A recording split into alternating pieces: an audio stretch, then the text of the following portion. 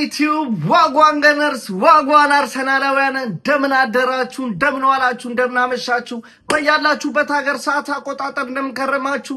ሳሚ ነኝ። ለማታውቁኝ የዩቲዩብ ቻናሌ ስም ሳሚ ገነር ይባላል። አዲስ ከሆናችሁ የአርሰናል ደጋፊ ከሆናችሁ አርሰናልንም ባደግፉ ስለ አርሰናል መስማት የሚመቻችሁ ከሆነ ምን ጠብቃላችሁ? ሰብስክራይብ በማድረግ ቤተሰብ መሆን ትችላላችሁ። ነባሮች ላይክ፣ ሼር፣ ኮሜንት ላይ ደግሞ ሐሳብ አስተያየታችሁን ብቻ ሳይሆን የገምቱ ይሸለሙ።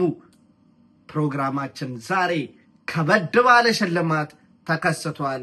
ጥያቄውን በዛው ልክ ይከብዳል ማለት ነው። እሱም የምትመለከቱትን የአርሰናል ሜቢ ከፈለጋችሁ ሆሙም ሊሆን ይችላል፣ ግን በብዛት የአርሰናል ደጋፊዎች ይሄን ነጭ ማሊያ ይወዱታል። ስለዚህ ኦተንቲክ ተጫዋቾቹ ሲጫወቱ የሚለብሱትን ራሱን ኳሊቲ ማሊያ ለሽልማት ይዘንላችሁ መተናል።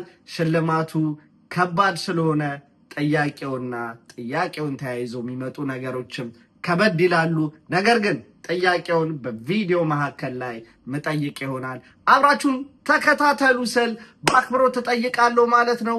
ኢንተርናሽናል ብሬክ ኢዝ ኦቨር and the Premier League is back ይላል። ተመልሷል። ምንወደውን አርሰናል አሁን ልንመለከት የአንድ ቀን እድሜ ብቻ ነው የቀረን።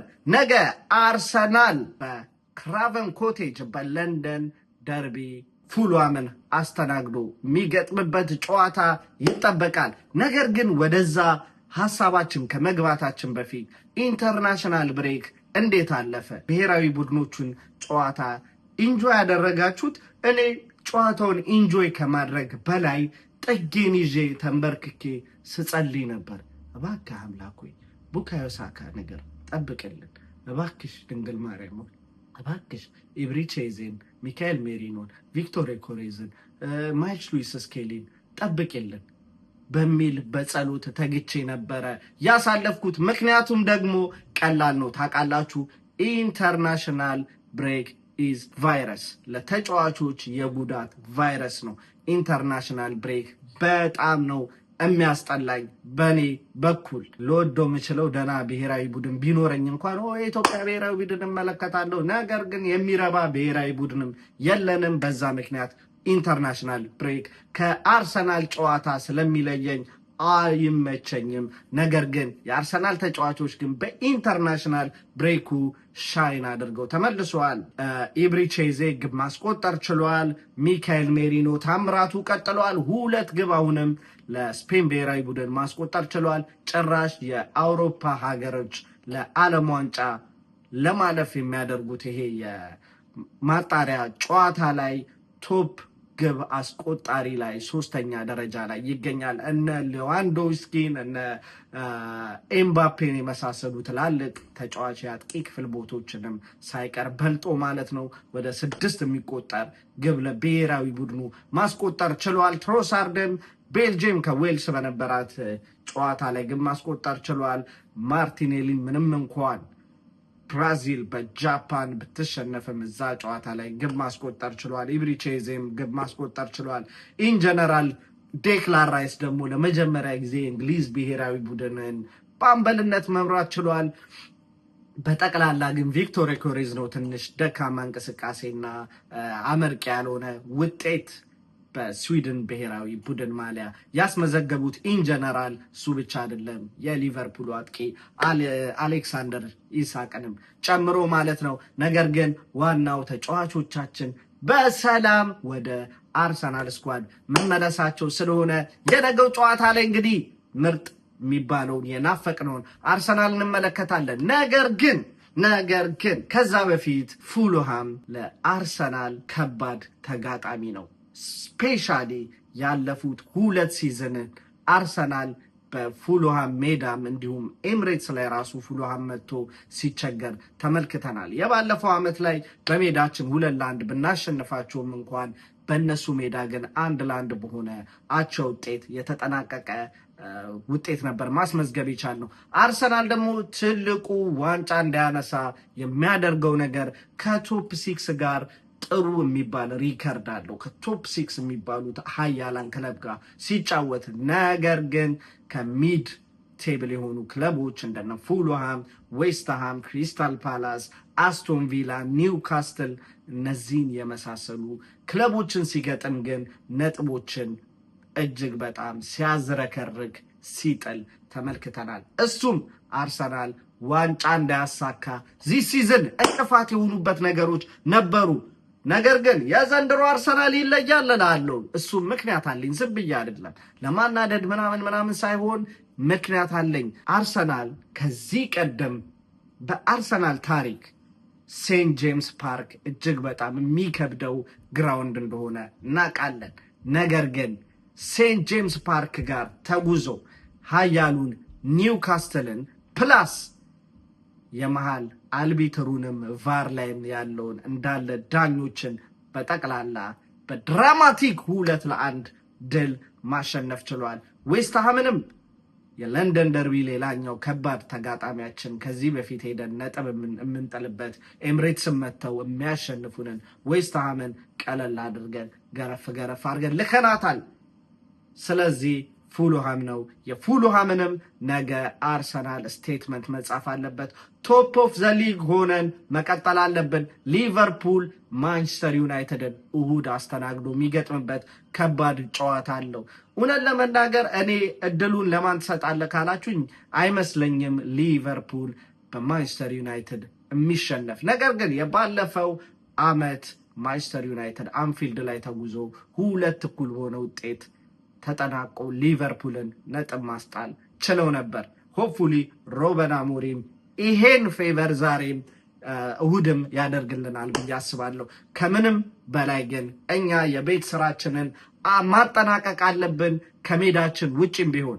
አዎ ክራቨን ኮቴጅ ላይ የሚገጥሙት የፉልሃም ስኳድ መካከል የአርሰናል 3 ተጫዋቾችን ልንመለከት እንችላለን። እነሱም የግብ ጠባቂው ሌኖ እንዲሁም ኢዮቢ እና ስሚዝሮ የነገው ጨዋታው ላይ የምንመለከታቸው የበፊት የአርሰናል ተጫዋቾች ናቸው። እነሱም ቤስት የሚባል ፐርፎርማንሳቸውን ለማሳየት ይሞክራሉ። ምክንያቱም ታውቃላችሁ ከአንድ ክለብ ከወጣችሁ በኋላ ምን ነው ኪፕ ባረኩት እንዲህ ለማስደረግ ምንም እንኳን ስሚዝሮ ለአርሰናል ያለው ፍቅር ይታወቃል። ነገር ግን እንደዛ አይነት አጋጣሚዎች ስለሚኖሩ ኢቨን ግብ ጠባቂው ሌኖ በተቻለው አቅም ሲንደፋደፍ እናውቀዋለን እዚህ ጨዋታ ላይ ላይክ እንደ ቪላው ግብ ጠባቂ ማርቲኔዝ ማለት ነው። ስለዚህ የነገ ጨዋታው ከባድ ይሆናል። እሱም ከሜዳችን ውጭ እንደምናረገው እና ጥሩ ከሚባሉ የፕሪሚየር ሊግ አሰልጣኞች መካከል ማርኮ ሲልቫ የፉልሃሙ ይገኝበታል። የነገን ጨዋታ በሎ ብሎክ እየተጫወተ ነገር ግን እንደ ፉልሃሙ አሰልጣኝ ያን ያህል የማጥቃት ድፍረት የሌለው ቲም ይሆናል ብዬ አላስብም። ምክንያቱም አስቸጋሪ የሚባሉ የመስመር ተጫዋቾች አሉት፣ ሃሪ ዊልሰን እና የኛው ተጫዋች የነበረው ኢዮቢ። ስለዚህ የነገ የፉልሃም አፕሮች ሊሆን የሚችለው በዲፕ ሎ ብሎክ ወይም ደግሞ በሚድ ብሎክ እየተጫወቱ ነገር ግን በፈጣን ትራንዛክሽን በፈጣን መልሶ ማጥቃት በመስመር ተጫዋቾቻቸው አርሰናል ላይ አደጋ ለመፍጠር ይሞክራሉ ብዬ አስባለሁ።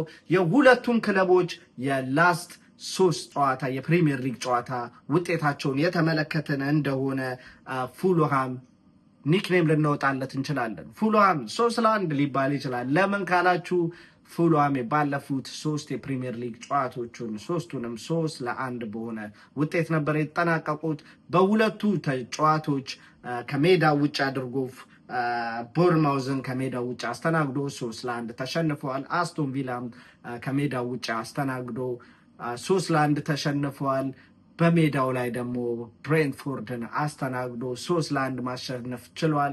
ስለዚህ ፉልሃም የነገውን ጨዋታውን ለመገመት ቀላል ነው፣ ፕሪዲክት ለማድረግ ግምቱን ውጤቱን ይገምቱ ይሸለሙ ብል በእርግጠኝነት አዳሜ ትኮርጂ ነበር 3-1 ነበር የምትገምችው። ነገር ግን የዛሬ ጥያቄ ይለያል። እሱም ምንድን ነው?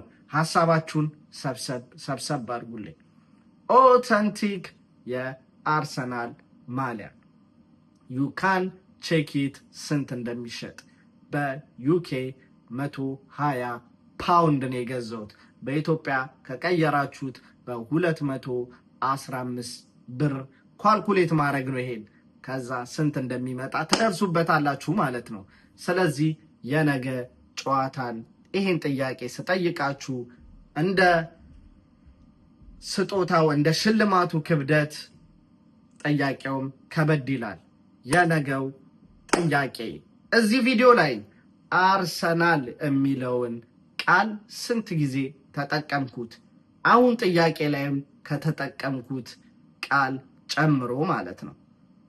ስለዚህ ይሄን በስትክክል ለመለሱ ተመልካቾቻችን መርጠን እንሸልማለን ማለት ነው። ሌላኛው ደግሞ ከባድ የሚያደርገው ይሄ ከባድ ጥያቄ አይደለም፣ ቪዲዮን ማየት ነው። ከባዱ ነገር ግን ምንድነው? ጨዋታ ይሄ ቪዲዮ 200 እና ከዛ በላይ ላይክ ሲያገኝ እና ከዚህ በፊት የኢብሪቼዜን ኢንተርቪው በአማርኛ ተርጉሜ ያቀረብኩት ቪዲዮ ነበረ። እሱ በዩቲዩብ ላይ ትልቅ ተመልካች ያገኘው እሱ ይመስለኛል። ወደ 5500 ተመልካች አግኝቷል።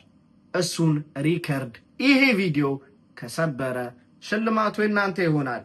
20 ምናምን ሺህ የሚያወጣ የአርሰናል ኦሪጂናል ማሊያ ማለት ነው። ስለዚህ ይገምቱ፣ ይሸለሙ፣ ሼር ያደርጉ፣ ኮሜንት ያደርጉ፣ ላይክ ያደርጉ። የሌላ ክለብ ደጋፊ ነን እኛ እስካላችሁ ኔጎሼት እናደርጋለን፣ ችግር የለውም። ብቻ ሰፖርት ያደርጉን እላለሁ። አርሰናል የአለፉትን 3 ጨዋታዎች አርሰናል ከ3ቱ ጨዋታ 2ቱን በማሸነፍ ኒውካስትል እና ዌስትሃምን በማሸነፍ ከሲቲ ጋር ደግሞ በኤምሬትስ የተበሳጨንበት ጨዋታ 1-1 በሆነ ውጤት የተጠናቀቀውን አቻ በመውጣት ከ3ቱ ጨዋታ 7 ነጥብ ይዞ ወደዚህ ጨዋታ ይመጣል ማለት ነው። ቶፕ ኦፍ ዘ ሊግን ይዘናት መቀጠል አለብን እስከ ኔክስት ኢንተርናሽናል ብሬክ። እንደዛ እያለን የሲዝኑ መጨረሻ ላይ ደርሰን እንግዲህ ምንናፍቀውን የፕሪሚየር ሊግ ዋንጫ እናነሳለን ማለት ነው። ቪዲዮዬን ከማጠናቀቄ በፊት የውጤት ግምቴን ላስተላልፍ። በዛሬ የውጤት መገመት ትችላላችሁ፣ ነገር ግን ጥያቄው ውጤት ግምት አይደለም። እዚህ ላይም የደረሳችሁ ተሳስታችሁ ውጤት ገምታችሁ ሽልማት እንዳትጠብቁ ማለቴ ነው። አርሰናል ይህን ጨዋታ 3-1 አልልም፣ ነገር ግን 3-0 በሆነ ውጤት አርሰናል ይህን ጨዋታ ያሸንፋል ብዬ አስባለሁ። ቪዲዮን ከማጠናቀቄ በፊት የአርሰናል ግምታዊ አሰላለፍ እንደሚከተለው አቀርብላችኋለሁ። የግብ ጠባቂ ቦታ ላይ ዳቪድ ራያን እናደርጋለን። ኦፍ ኮርስ ዳቪድ ራያ ዘንድሮም ታምራቱ እንደቀጠለ ነው። ማነው የጎልደን ግሎቭ በተከታታይ 2 ዓመት አንስቷል። ለ3ኛ ጊዜ አንስቶም ደግሞ ሃትሪክ ይሰራል ዘንድሮ ተብሎ የሚጠበቀው ዳቪድ ራያ ነው። ምክንያቱም ጠንካራ የሚባል ተከላካይ ከፊት ለፊቱ አለ።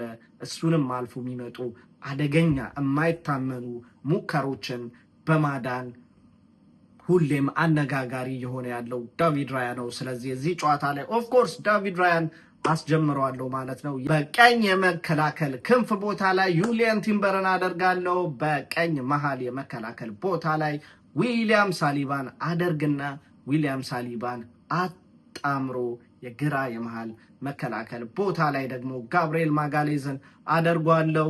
የግራ መከላከል ክንፍ ቦታ ላይ ካላፊዮሪ ዘንድሮ አይ ቲንክ በጣም ከባድ ነው ይሄ ልጅ ለማስቀመጥ። ጉዳት አጋጥሞት ወይም ደግሞ የሆነ ሰዓት ላይ ኳሊቲው ብቃቱ ድሮፕ እስካላደረገ ድረስ ዘንድሮ ለአርሰናል ቁልፍ የሚባል ተጫዋች ነው። ጨዋታዎች ላይ መሀል ቦታ ላይ የገባ የተጫዋች ቁጥሮችን የተጫዋች አድቫንቴጅ ኒውሜሪካል አድቫንቴጅ እየወሰድን ማጥቃት ቦታ ላይም እንደዚሁ ኢንቨርት እያደረገ የሚፈጥራቸው የጎል ቻንሶች እነዚህ በአርቴታ በኩል የተወደዱለት ኳሊቲዎቹ ስለሆኑ የነገም ጨዋታ እሱን አስጀምረዋለሁ። ነገር ግን ማይልስ ሉዊስ ስኬሊንም ሮቴት እያደረግን የምንጠቀምበት ይሆናል። በዚህ አጋጣሚ ሂንካፔም ተመልሰዋል። ነገር ግን ያው ፊት ላይሆን ስለሚችል ፊት ነው፣ ትሬኒንግ ጀምረዋል። ነገር ግን ጨዋታውን ለመጀመር ብቁ ላይሆን ይችላል እና ቤንች ላይ አደርጓለሁ። ነገር ግን አርሰናል ጨዋታውን ቀድሞ ተቆጣጥሮ ግብ ካስቆጠረ በኋላ ብዙ ተጫዋቾቻችንን መቀየርና ስፔሻሊ ኢምፖርታንት ተጫዋቾቻችንን ማሳረፍ አለብን ብዬ አስባለሁ። የመሃል ቦታ ደግሞ ብዙ አነጋጋሪ ነገሮች አሉት። እሱም ሚካኤል ሜሪኖ ታምሩ እንደቀጠለ ነው። ስለዚህ ምን ይሻላል? መሀል ላይ እንደውም አሁን ቀለል ሊልልን ይገባ ነበር የተጫዋች ምርጫ ሲባል፣ ምክንያቱም ኦዴጋርድ በጉዳት እስከ ኔክስት ኢንተርናሽናል ብሬክ የማይመጣ ይሆናል። በጣም ነው የሚያሳዝነው። አይ ፊል ሶሪ ስለ ኦዴጋርድ። ግን ጊዜ ውሰድና በደንብ አርፎ ሲመጣ ምናውቀውን ኦዴጋርድን በደንብ እናጣጥመዋለን ብዬ አስባለሁ። ስለዚህ ሚካኤል ሜሪኖ ለስፔን የሚያደርገውን አስተዋጽኦ ተመልክተው ብዙ ሰዎች እየጠየቁ ይገኛሉ። አረ ይሄ ልጅ ምንድን ነው? አርሰናል ቦታ ላይ አርቴታ በአግባቡ እየተጠቀመበት ነውን?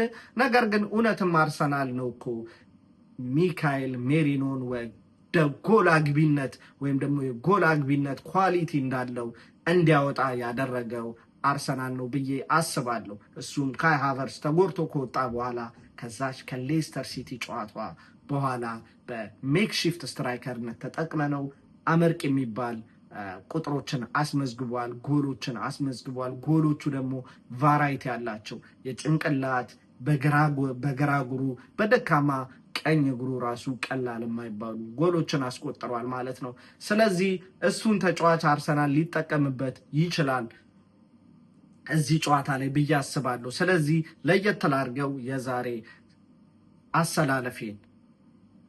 አይኖ ብዙዎቻችን እንደማንወደው የመሃል ቦታ ላይ ሚካኤል ሜሪኖ ሲጀምር፣ ነገር ግን እኔ ምን ይመስለኛል መሰላችሁ? አይ ቲንክ ሚካኤል ሜሪኖ ሂዝ ጉድ።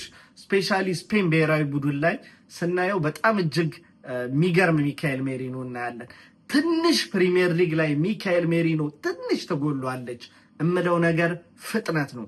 ኳሶችን ድሪብል ያደርጋል፣ በደንብ ነው ኮንትሮል የሚያደርገው ጨዋታውን። ነገር ግን ፕሪሚየር ሊግ ላይ ፈጣን እይታ ያስፈልጋል። ያየውን ፈጣን ኳስ መጣል ሚካኤል ሜሪኖ ተርን ሲያደርግ ምናምን የሚያባክናቸው ሰከንድ ፉትቦል ላይ ሰከንዶች ማተር ያደርጋሉ። ነገር ግን ሌስ ጊቭ ሂም ቻንስ እዚህ ጨዋታ ላይ ሜቢ ሊሰራ ይችላል። አይኖ ሎ ብሎክ የሚጫወት ቲም ነው። ነገር ግን ሜቢ ክሮሶችን ስንጠቀም ሴት ፒስ ላይ ሊጠቅመን ስለሚችል የነገ የመሃል ሜዳ ተጫዋቾቼን ሚካኤል ሜሪኖ፣ ዴክላን ራይስ እና ዙቢሜንዲን አደርጋለሁ። አይኖ ብዙዎቻችሁ እንደማትወዱት ዌር ኢዝ ኢብሪቼዜ ትሉኛላችሁ።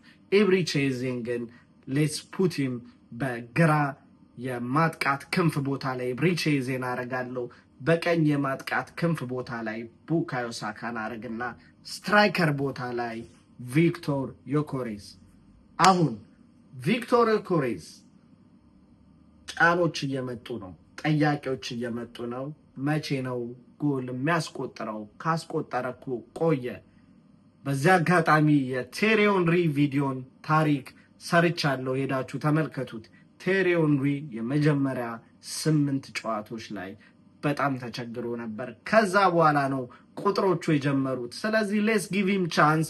ነገር ግን የነገ ጨዋታና ከዚህ በኋላ ያሉት 4 የፕሪሚየር ሊግ ጨዋታ እንዲሁም ቻምፒዮንስ ሊግ ላይ ከኢንተርናሽናል ከኖቬምበሩ ኢንተርናሽናል ብሬክ በፊት ያሉ ጨዋታዎች ላይ ግቦች ማስቆጠር አለበት። አሁን ሁሉም አይኖች እሱ ላይ ናቸው።